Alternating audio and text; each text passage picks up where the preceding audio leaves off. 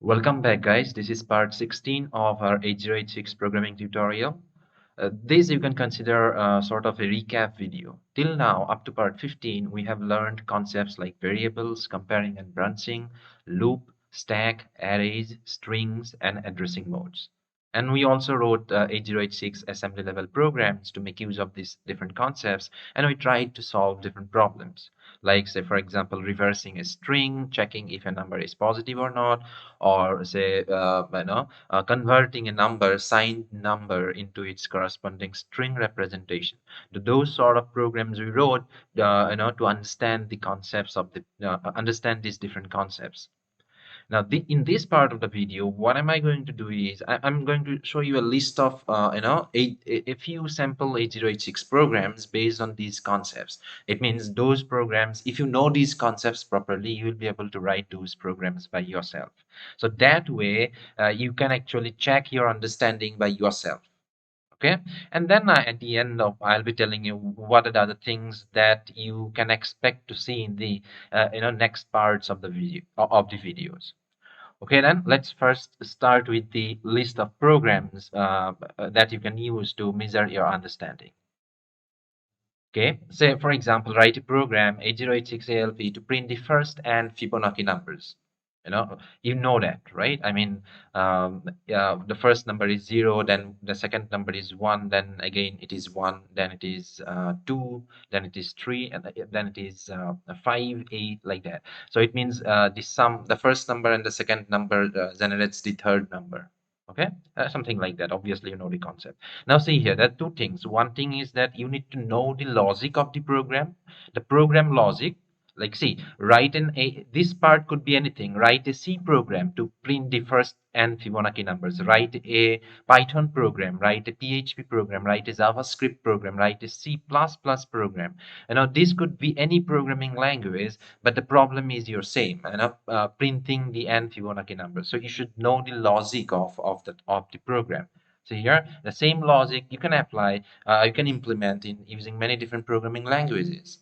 Those two things you should know. I mean, one is the syntax of the programming language, and other is these different problems that you have to solve using those programming languages.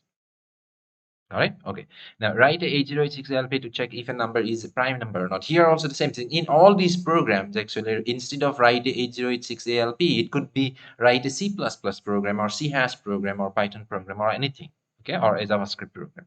So to check if a given number is prime or not. Okay, write a 8086 LP to print all prime numbers between two numbers. Write a program to toggle the case of a string. It means all the uppercase letters will be converted to lowercase letters, then lowercase to uppercase letters.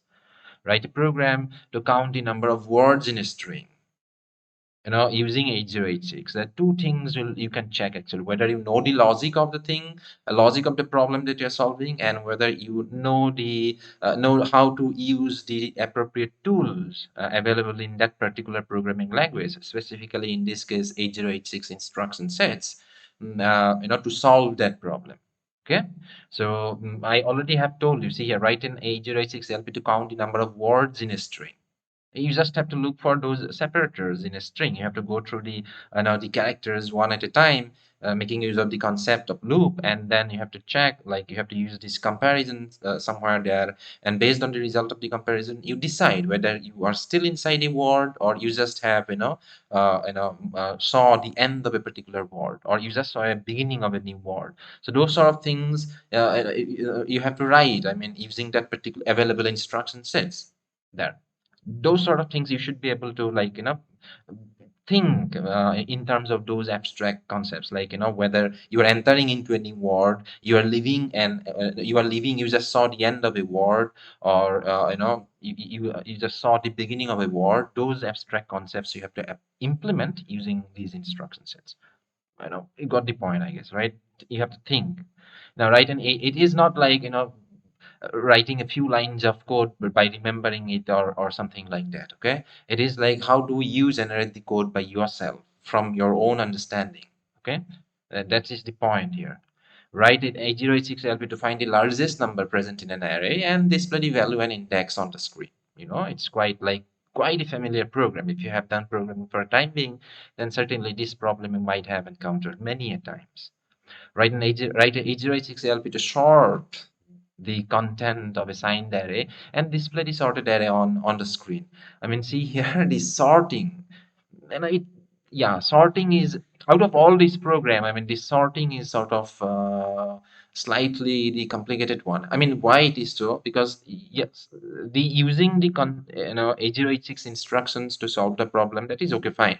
But you need to also know at the same time the algorithm of sorting. Sorting is not like just adding two numbers or something, or the algorithm is not as simple as finding the biggest number present in the in an array. Yeah, it is like, yes, you can use the same task actually, finding the biggest number present in an array repeatedly, then you get the sorted array actually. That's one algorithm certainly. But you need to know the algorithm, like the different algorithms are there. One technique you need to know. I mean, you can think of the technique by yourself, and you'll immediately later on, if you see the existing algorithms, then you'll come to know, okay, you whatever you like did, that is actually called as, say, for example, bubble sort, maybe insertion sort, maybe selection sort, maybe you know, maybe say merge sort and all, like maybe quick sort. But whatever it is, no, more or less. Although you can actually, following your intuitives, you can find out an algorithm, but it's a good thing that you actually know a few of the algorithms in your mind. Like you practice them quite a good many numbers of times, so that if someone asks you to write a program using any programming language, one sorting algorithm of your interest, then you should be able to do it. So most commonly used ones are like, say, for example, the bubble sort.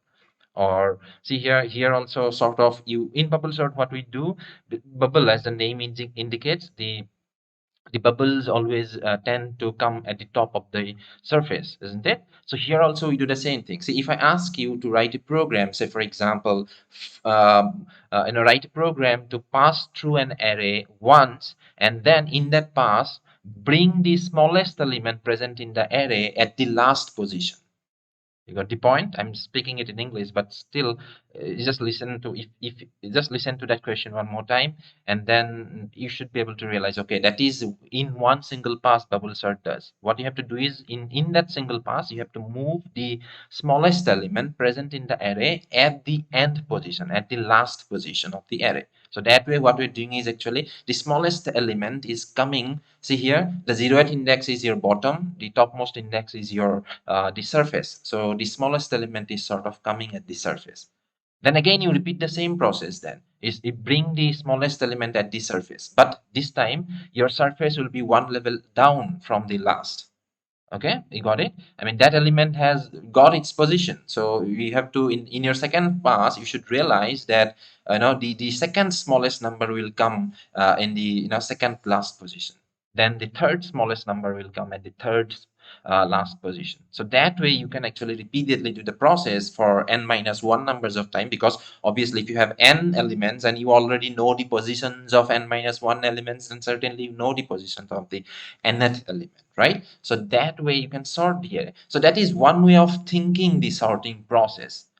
And that, or other one, you can think of, like, say, in each iteration you find the biggest number present in the array, and you put that biggest number in the last position, and then the second biggest number, put the second biggest number in the second last position. So like that you can think of how the sort algorithm works, and then you can try to implement any one of it.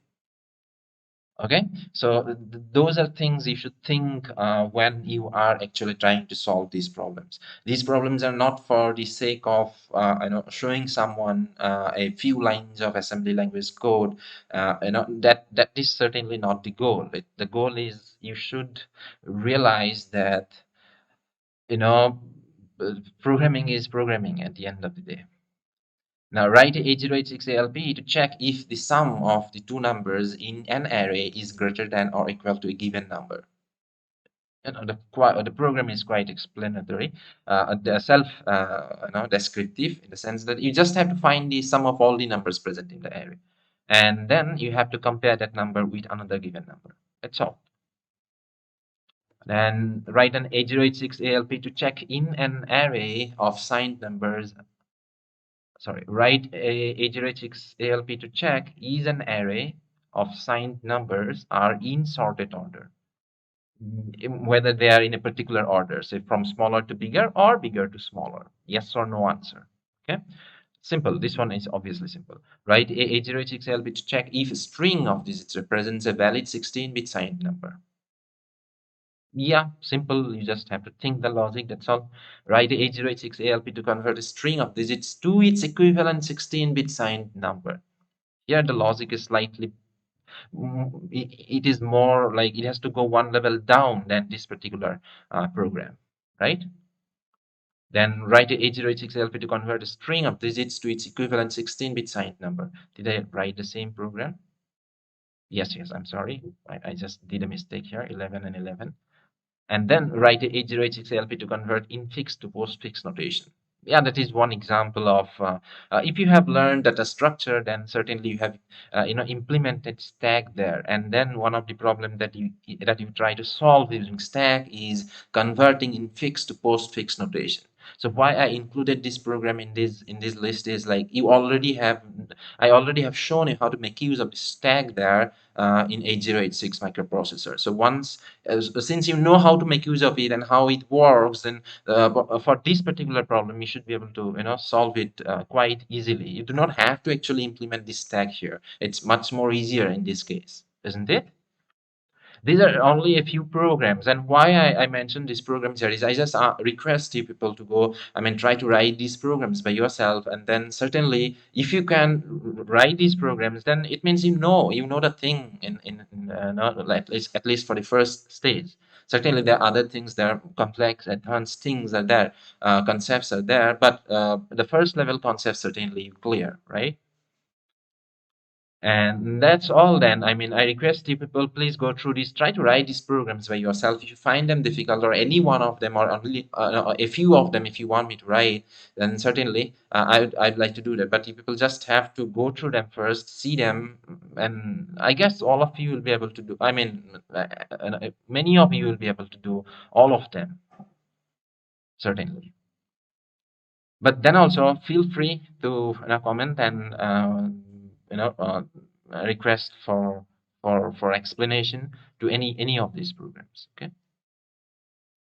And then what is next? I'll be showing you how to read input from keyboard. See, all these programs that I showed you that I assumed like the input is already there, stored, hard-coded in the program there. Okay, but there's situations. Obviously, it is a very important thing. I mean, how do you take inputs from the keyboard? I mean, through input devices actually. So here the input device is the keyboard. So for example, you want to ask the user to enter a number or enter a name or enter a particular character or some other information. Okay, so in that case, how you can write a 8086 program. So that I'll be explaining, I guess, in one of my coming videos. And then what is function equivalent of a 8086 assembly language? I mean, in 8086, suppose if people have done C and other programming language, then you know what is a function, and you know the importance of a function, right? I mean, you can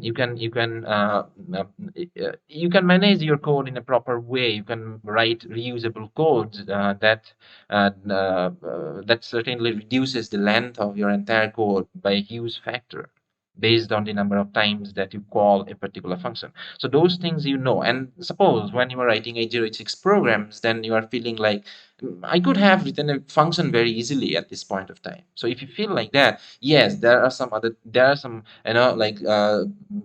there are ways, facilities are there in 8086 programming where you can implement a function. Those things are called as procedures and macros. Okay, so we'll be talking about those concepts in the coming videos. And then, obviously, I'll be showing you a few example programs based on these concepts. And that will be done, I guess, for this particular series.